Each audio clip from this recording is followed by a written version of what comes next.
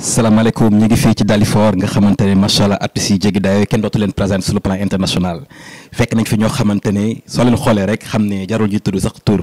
waaye am na lu ñuy waaj li nga xamante ne macha allah dafay jéggi dayoo jour 31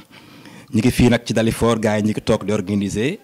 di def plateau bi boobu jéggi dayoo commission d' organisation bee ngi fi président yi ngi fi secrétaire général ñëpp a ngi fi daal artistes yeeg ñëpp a ngi fi kon boog ñu jox kàddu gi rek kenn ci ñoom mu daal di cee sànni kàddu Alassane la ñuy déglu.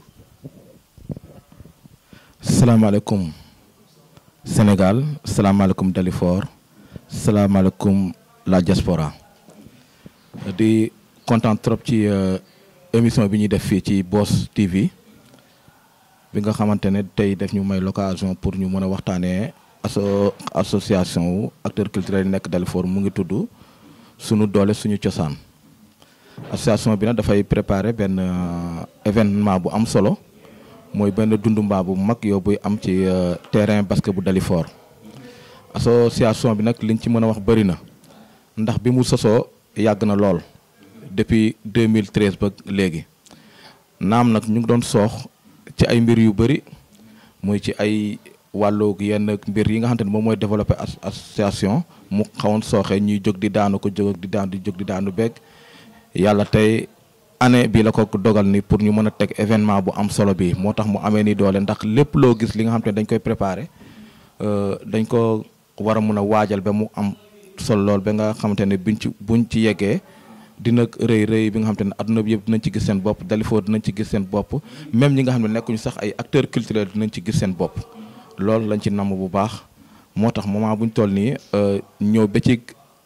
décembre 2021 ci la ñuy def événement Dundumbaa fii ci terrain basket bu Dalifort waaw association bi nag ñi ko ëmb bëri nañ naam ay acteurs culturels ay danseurs ñoo ci nekk ak kii waaye am na ñi nga xam te ne feccuñu ay activistes lañ am na ñi nga xam ne feccuñu ay éducateurs lañ am na ñi nga xam ne feccuñu ay organisation am na ñi nga xam ne feccuñu ay bàjjenu gox lañ am na ñi nga xam ne feccuñu yor ay mbootaayu jigéen fii ci Dalifort am na tamit ay homme politique yi ci bokk naam ñëpp ci bokk bu ñu ma société Dalifort yëpp ñoom ñoo bokk ci association bi di gërëm ñëpp nag ma koy waxee ci turu association bi man mi nekk président bi di gërëm ñëpp ñi nga xam te ne ñoom ñoo adhéré ci association bi waaw ma def la présentation balaa maa gën a jàll bu baax a baax kii toogee sama côté ndeyjoor moom mooy Omar Balde moom moo gère organisation association bi chargé d'organisation ki nekk sama càmmoñ muy Fallou moom moo géré wàllu commissaire au compte bi ki toogee sama ndeyjoor moom mooy Amadou Kandé moom mooy trésorier wu association bi ak beneen Fallou bi Fallou Mendy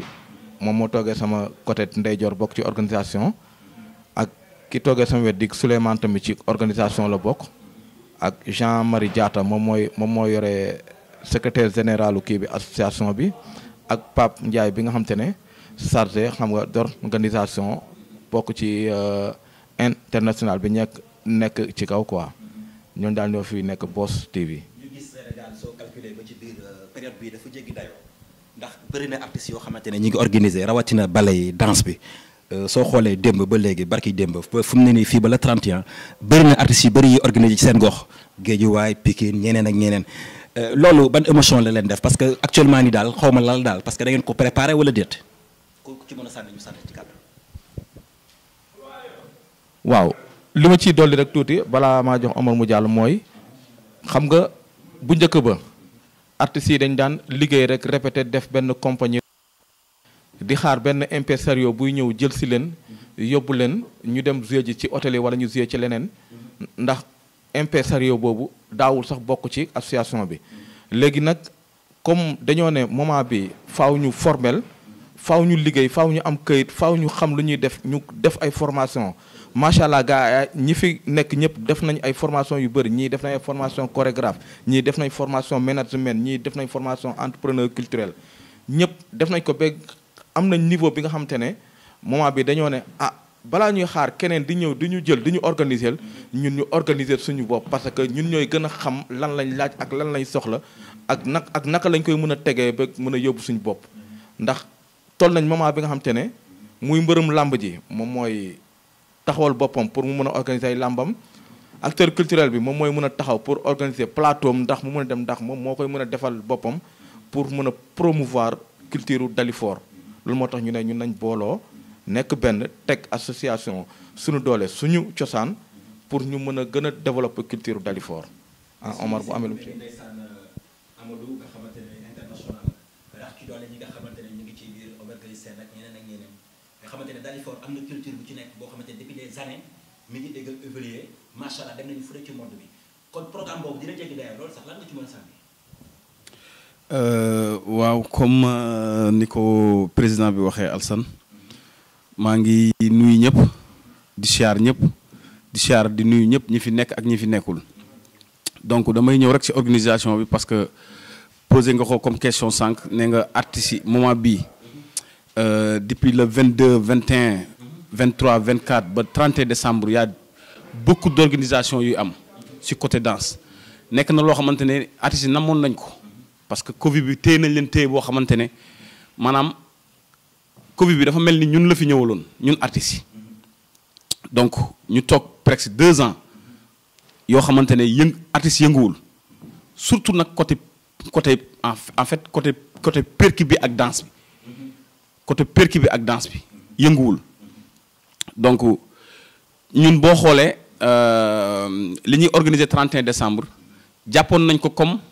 décembre bi lancement sunu festival sunu association donc avec notre moyen affaire bi mujjul antu ñu poussaat date bi léegi bi ñu poussé date bi gis ne 31 décembre ak collaboration mairie gis ne war nañ fi mun teg plateau ñu dugal lettre fekk ci mairie bi am mbébét boobu noonu ñu ànd ak ñoom ci loolu noonu nar a teg plateau boobu noonu parce que ci diggante boobu noonu mairie bi jox na fi subvention boo xamante ne quand même mun nañu accompagner pour ñu teg plateau boobu noonu ci lañ ne léegi nañ teg plateau bi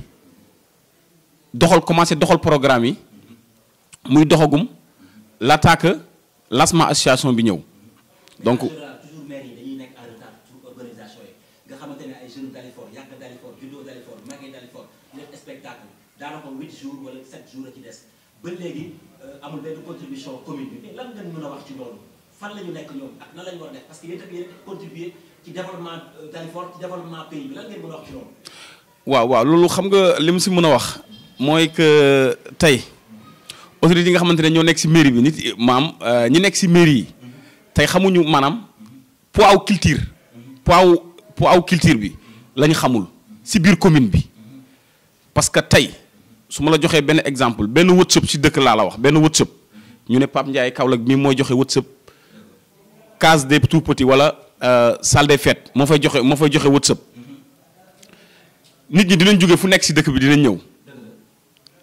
mais bu ñëwee tubaab bi du naan ndoxu robinet bi tubaab bi du lekk mburu boulangerie bi dina jënd kireen ci bitig bi dina jënd mouchoir dina jënd loolu du économie danseurs yi fay ñëw musiciens yi fay ñëw dinañ jënd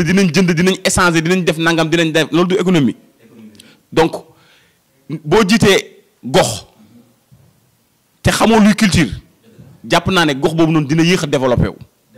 parce que culture li mu mun développé ak li mu mun lien ak li mu mun maanaam li mu mun def ci ay raconte amul benn métier bu ko mun def ci ay raconte dañ ne la culture rek moo mun nga taxaw biir France wala nga taxaw biir Congo wala Burkina ñu laaj la foo dëkk nga ne Sénégal Dakar nga wax Dalifort loolu culture rek moo ko mun 1 million personnes di la déglu loolu culture rek moo ko mun maanaam di jaay tur dëkk bi foo xamante ne maire bi sax mënul jaay tur dëkk bi foofu noonu loolu culture rek moo ko mun donc ñi nga xamante ne tey la ñuy dénk mairie yi dañu war a xam culture ban poids la am si dëkk culture ban poids la am ban taxawaay la am si gox loolu dañ ko war a étudier bu baax et puis xam ñan la ñuy jox ñan lañ koy jox loolu c'est très important parce que munoo jox koo xamante ne maanaam ni ko gars yi waxee nit bu gumba lafañ nga koy jox culture ne ko doxalal boobaa du dox parce que du xam mbébét bi du xam ambition yi du xam vision bi du xam danse lan la mën a sax wax parce que danse ça parle musique boo intelligent wul doo ko def danse boo intelligent wul doo ko def ku mënul. commission d'organisation mi ngi toog aussi nga xamante ne Dalifort dafa jéggi dayoo yàgg nañu fi ñëw spectacle yu jéggi dayoo yoo xamante ne suñu ñëwee macha allah dafay jéggi dayoo ku ne xam na ni spectacle yooyu macha allah nan la ñuy organisation bi taxawee bés bi ba nga xamante ne bés bi day réussir 100% parce que population yi war nañu teel a génn organiser war nañu teel a génn toog ci saisi daanaka gis naa ko feneen foo xamante ne dem naa fa ci émission mais jéggi na dayoo loolu kon boog lan nga mën a wax ci loolu. c'est bon. waaw c'est bon. comme ni nga ma ko laajee donc comme na la ñuy organiser donc li may jiital ci organisation bi mooy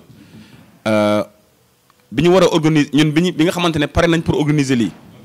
on s'est réunis ñun acteurs yëpp on s'est réunis on s'est réunis ñun acteurs yëpp comprendre nga pour sans ou avec dañ koy organiser sans ou avec dañ koy def parce que Dalifort daf ñu soxla Dakar soxla ñu Sénégal soxla ñu donc bi ñu réunir xam nañ ni sans ou avec ñoon dañ koy def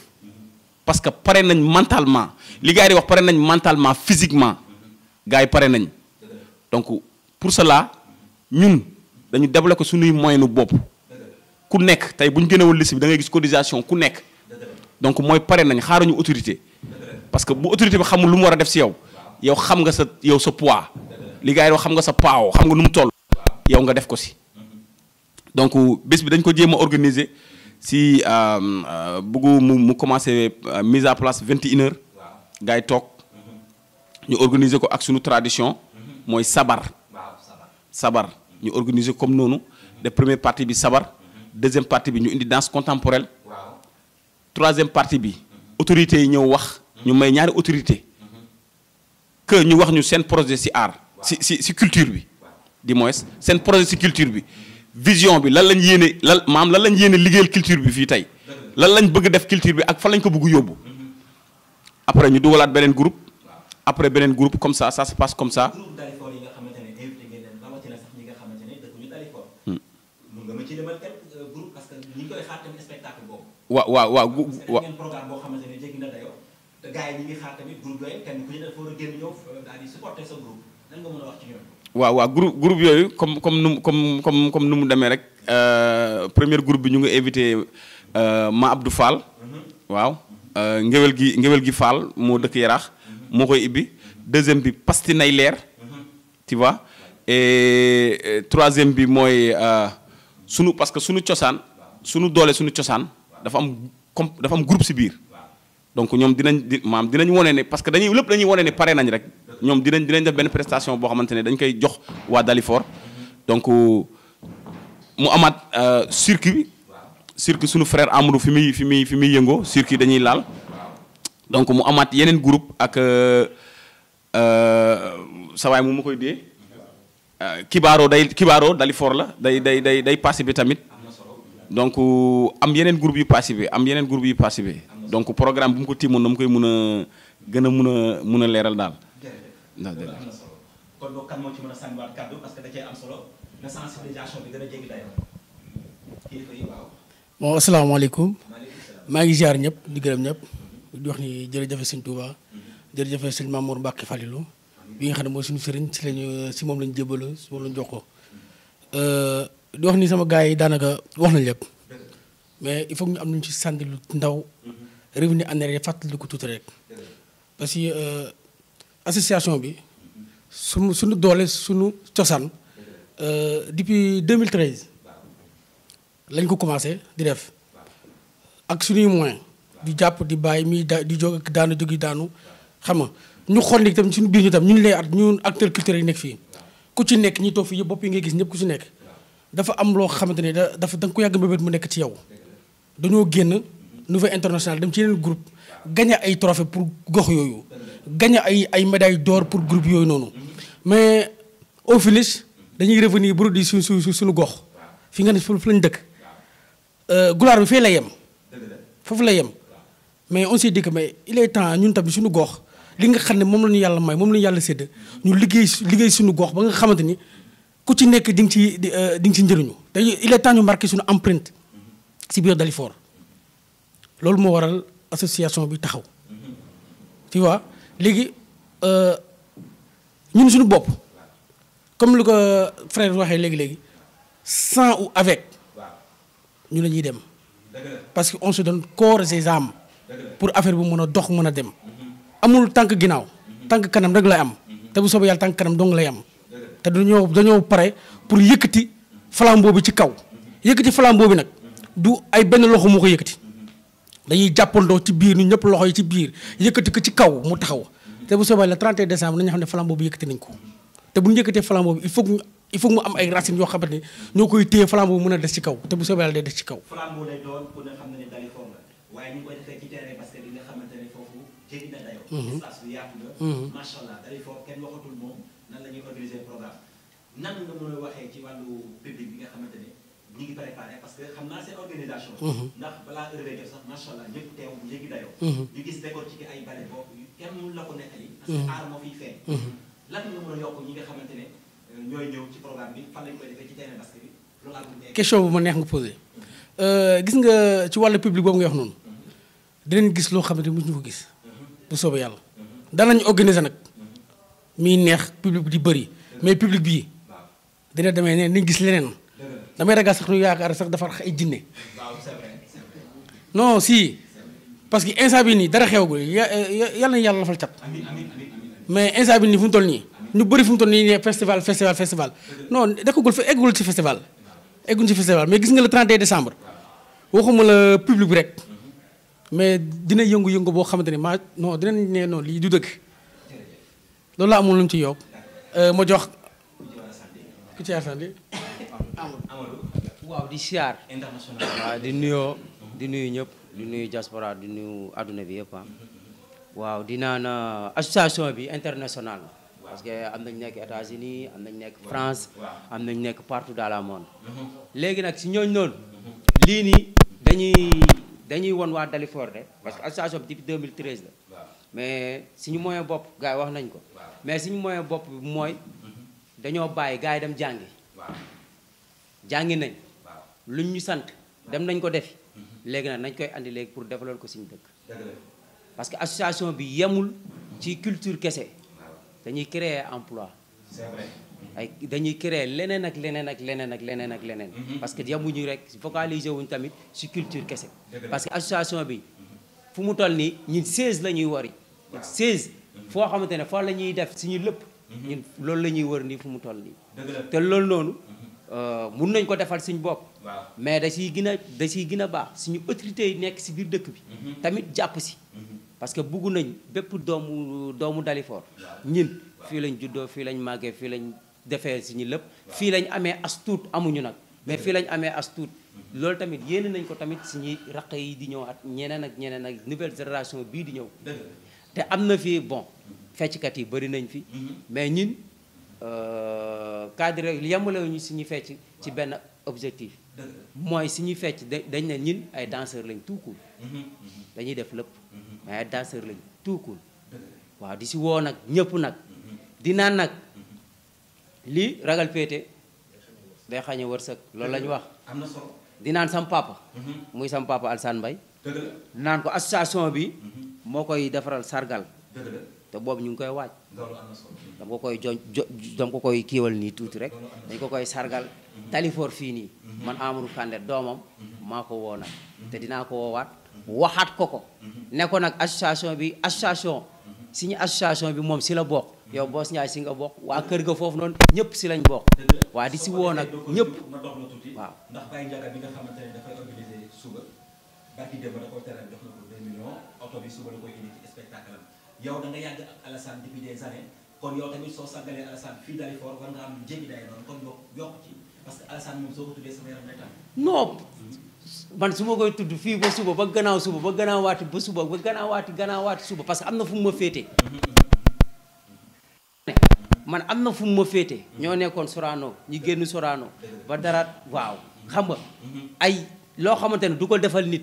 daf ma koy defal loo xamante ne nii tamit loo xamante ne nii bon man fu mu toll nii association baa ngi nii ñu ngi woo ñëpp di ko naan nag nañ ñëw kër ga si kàttanu yàlla dinañ ñëw seet si ko won ko ne ñin nañ ko sargal waaw donc moom lañ bëgg mu sànni si ay kàddu yoo xamante ne comprendre nga ça impact direct si danse bi comprendre nga ak ñoom ñi nga xamante ne nekk nañ foofu parce que des na yaa Kaolack ici des na Thio Mbaye percussion des na Alsey Ndaw Khadim Da Silva Muntaga Mbaye Lamine Sané Daouda Ndaw donc ñoo ñëpp si lañ bokk Adama Dekon donc ñoo ñëpp si lañ bokk léegi moom day leeral ak seen waaw ñu gis Kaolack art bi dafa jéggi day foofu bëri nañu ressortissant de Kaolack waaw Kaolack ñëw Dakar waaw macha allah après seen finition dafay jéggi day waaw te ñëpp dañuy réussir 100% waaw ñii ngi Pikine ñii ngi Dalifort ñii ngi partout tey yaa ngi Dalifort te da nga bokk ci organisation bi nga wax ci bés waaw gannaaw loolu boss dañuy sant sama gars yi nga xam ne ñoo créé association bi ndax lii warugar la ndax kenn di def ne bul xool li la sa réew di defal xool li nga mën a defal sa réew Dalifort grenier culturel la Dalifort est la crème de la crème au niveau de la culture au niveau de Dakar ak Pikine man mii fii lañ ma formé maag sama naataango yi ñoo formé ndoo woon maa ngi dugg sama 22e année de carrière te bu doon ay base yu dëgër yi ma jëlee fii Dalifort gëm naa ne sama évolution dina xaw a càng moo tax man xam naa ne bés bi dina ala dawme ñu ngi oo ressortissant Dalifort yëpp foo mënti ne ñu ngi oo waa diaspora bi te ñu xam ne lii ci kanam rek la jëm waaw ndax lu war a jot na te xam naa ne acteurs yi ils sont engagés yàgg nañ ko mbébét mais yàlla mu ngi koy dogal góor dina jàpp ci góor dina téye ci góor autorités yi nag ñoom ñëpp ñoo ñu bokk yilif waaw jox nañ leen seen wàccuwaay di leen oo waaye bu ñëwee dinañ dem bu ñëwul tamit dinañ dem te xam ne lii ku ci teg loxo yaa ci bénéficier wu ndax ñun on sait que li ñuy def nii c'est au-delà de notre propre personne waaw suñu rakk yaa ngi ñëw Amadou nu mu ko waxee on crée des emplois ni ko Omar waxee du affaire de fecc éducation ci la ndax ñun dafa am fu ñu dëkkalee woon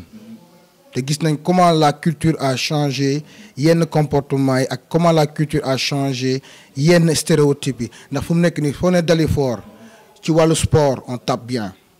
ci wàllu éducation on tape bien ci wàllu culture la majeure partie des danseurs yi nekk Dakar wala yu évoluer au niveau du Sénégal ku ci jaarul Dalifort waa Dalifort teg nañ ci yow loxoom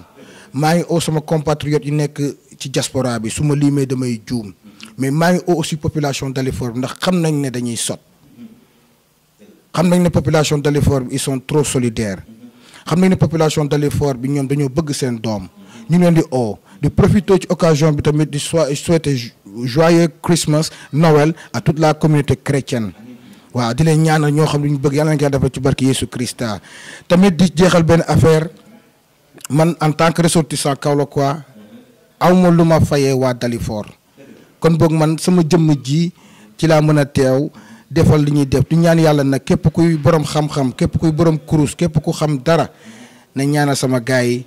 di oo ñëpp ku ñëwul ren incha allah ñu ngi lay xaar déwén lu sotti dina am borom jërëjëf. kon boog ñu ngi ci terme émission bi jéggi na dayoo ñu ngi ci terme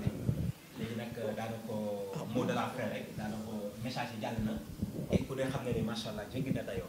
message yi jàll na Alassane lan nga mën a tëjee programme bi. waaw li ñu mën a tëjee programme mooy xanaa di bëgg ci gaay bu baax a baax waaw di kontaan ci gaay bu baax a baax di remercier képp ku jàpp ci organisation journée bi plus particulièrement di remercier monsieur le maire de Dalifort Baye Diop di remercier aussi Awaña deuxième questeur assemblée nationale di remercier yeneen autorités yi fi nekk yëpp di wax ni que la culture amul acteur culturel bu mën a dem sans ay autorités itam mënuñoo dem pour développer dëkk bi sans la culture sans acteurs culturels yi loolu dañ koy wax mu leer waaw ndax ku ci nekk ñu ngi dégg ak ñu ngi gis ni ngay xaaree bés bi di leen ñaanal nag ñëpp ñu ñëw ñu teew di invité ñëpp bàyyiwuñu kenn bàyyiwuñu opposition opposition bàyyiwuñu parti au pouvoir bàyyiwuñu nekk ci mairie bi bàyyiwuñu keneen ki soxla mairie bi di woo ñëpp képp ki nga xam te ne Dalifort moo la soxal parce que ñun Dalifort moo ñu tax a jóg mooy comme ni ko sama gars yi waxee rek duñu ko yem ci culture kese mais dañuy def la politique du développement culturel pour le développement de Dalifort loolu la ñuy def léegi nag loolu nag du ñu bàyyi benn pàcc yëpp la ñuy laal di wax nag ni kontaan nañ trop ci Boss TV ni mu ñëwee jàpp ci événement bi te ñu ngi koy xaar bu baax a baax jour yi mu ñëw def affaire yu naas yu am solo jërëjëf. kon bokk ñaan jàll rek ak beneen yoon kon bokk gisandoo ci Dalifort ca kanam.